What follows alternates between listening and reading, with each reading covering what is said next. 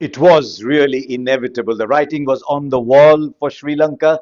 And while they tried hard for a while, it really needed only one or two players to crack.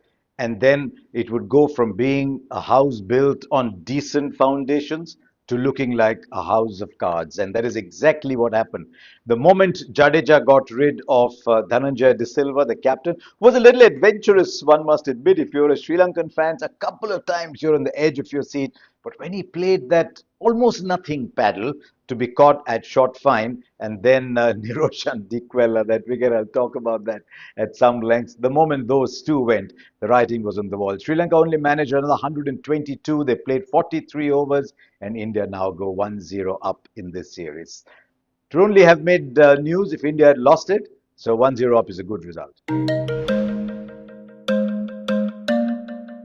Sri Lanka resumed with Dhananjaya De Silva and Sonal Dinusha. And the question was, how would the track play early on? Would they manage the first hour, maybe, the first hour and a bit, maybe?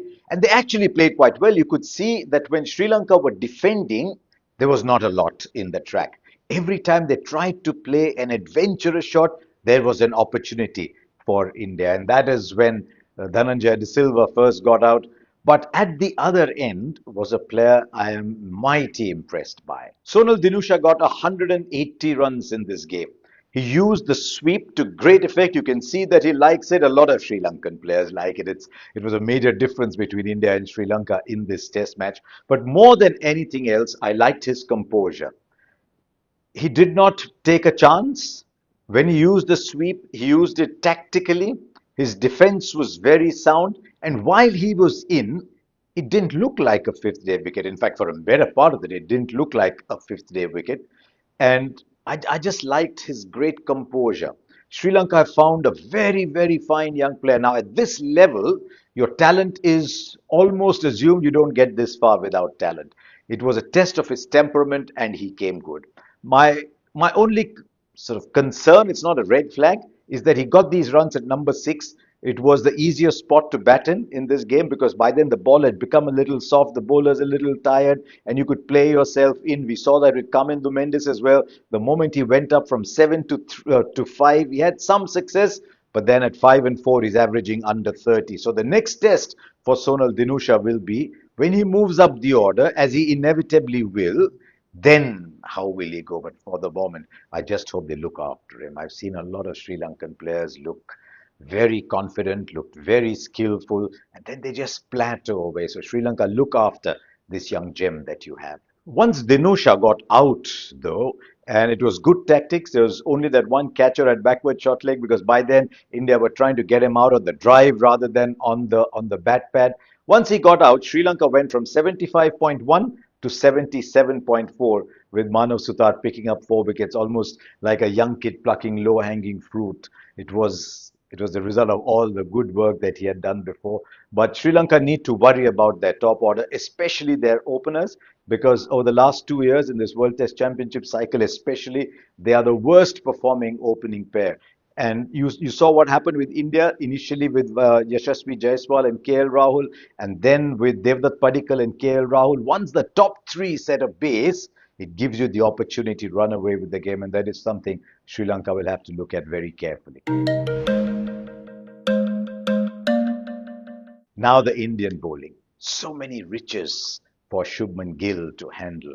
But it was very clear right from the beginning that his number one bowler was someone who was playing his first away test match. I thought Jadeja bowled well in parts. Sometimes you get the feeling that his accuracy, his famed accuracy, might just be deserting him a little bit. I've looked at some numbers that might suggest that too. But when he was on target, he was a handful. But the real star was Manav Sutar. 2 test matches, 17 wickets. He's already got 2 6 first. He's now got a 10 for in a test match. And I love the fact that he is accurate, but he also bowls at a certain speed, which means you don't have much time to correct your shot, especially on subcontinent pitches where the ball might be doing a great deal of the deck.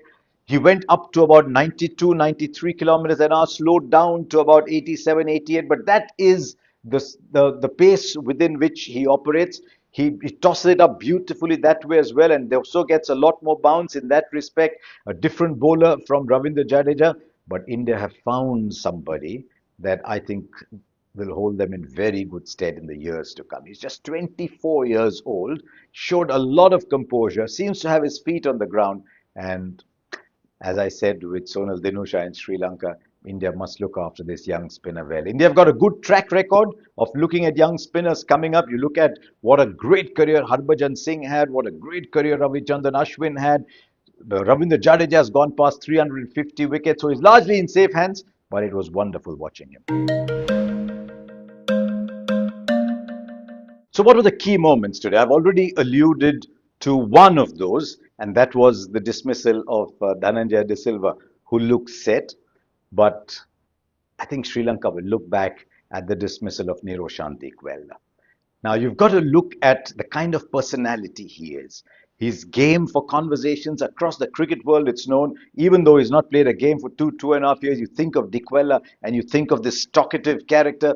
What he did so well in the first innings was to hold that nature back. He was making a comeback. He needed to prove himself. He kept well, but he wanted to say, look, I belong here at number 6 or number 7 here. He was batting number 7. But then he comes out to play in the second innings. There's rain around at some point. He just hangs in there. You never know what happens. And then he gets into that conversation with Yashasvi Jaiswal. Now, players at this level are very clever because they can figure out where your weaknesses are. And they got him into a conversation, and then he let himself down by saying, oh, will you get me into the IPL? And then, of course, Yashasvi says, yes, I will if you hit me for 6 over there. They were goading them to play shots, because what Dinusha and Dhananjaya had shown was, if you don't play shots, if you protect your wickets, there wasn't a great amount of threat. So in order to get Dikwella out of doing what he did so well in that first innings, they required him to get out of that, and they got him into that conversation. And I'm afraid, much like Amindu Mendes' shot, it's a shot that he'll look back and say, no, Niroshan, you're a better player than that. You showed that in the first innings. You're a much better player in that. Because the moment he did that, then Keshav Nuwanta comes in. He's a fine young player. He can hang in there. But thereafter, there's really not a lot of batting. The door got opened over there, and India just rammed home their advantage. What does this mean for the World Test Championship cycle? Not a lot, really, because India needed to win 7 out of 9, with a bit of luck, 6 out of 9. It would have made news if India had lost this game. This was one of those games, in fact, so is the next one at the SSC, that you need to tick off. India will need to look at that World Test Championship position once they go to New Zealand. If they had missed out on a test match in Sri Lanka, then that would have made qualification almost difficult. So the good thing that India have done here is to tick off one test match. They'll hope to do that at the SSC ground in 3 days' time as well, when that test match starts, and then wait and see what happens in New Zealand and hope that Australia unravel a little bit, but there's too many balls in the air. Player of the match was Devdutt Padikkal. There's no doubt at all. There might have been a case for Sonal Dinusha. There might have been a case for Manav Sutar. But this game was taken away from Sri Lanka after Shubman Gill won an excellent toss. He then required his batters to take the advantage as far away from Sri Lanka as possible. That's how Test match cricket is played in Galle. And that partnership between Padikkal and KL Rahul made the big difference. And I thought Padikkal just going on from not to get 100, but then going on to make it a big one. I've said before on this blog as well, he's got 6 scores of 150 plus among his 10 first-class hundreds. That just took the game away. It just had to be Devdutt Padikkal as the player of the match. How did Shubman Gill go? Well, he won a toss, which is as crucial as it gets. It's not in his hands, but he won the toss, and then his players did a very good job thereafter. But couple of things were noticeable. He likes using his bowlers in short bursts. Sometimes bowlers liked, once they've got a rhythm going, they want to keep it going, but he kept using his bowlers in short bursts. I liked how he used Siraj and Prasidh Krishna. Now Siraj with the new ball, getting the ball to swing, he used him there. Prasidh Krishna's got the extra pace. Siraj's pace was way down in this test match. So with the extra pace, he used Prasidh Krishna that way. So he had rich resources, but I thought he used them well, except, of course, for Kuldeep Yadav. Because when you've got five bowlers, there's always one bowler who'll miss out, especially if you're playing a three-spinner setup where the two spinners are going to bowl long spells. And that is why I think going ahead to the Sinhalese Sports Club, in Shubman Gill's mind, we need to know how does he rate Kuldeep Yadav.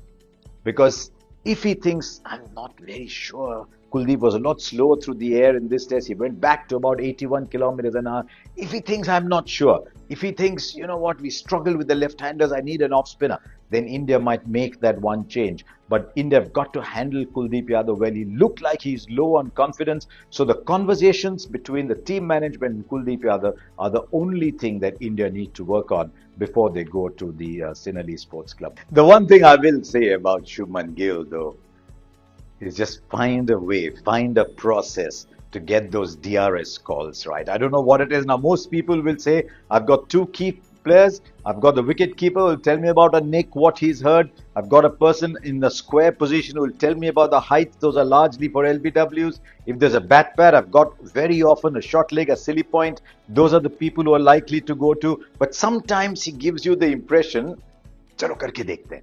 And then he'll go at one.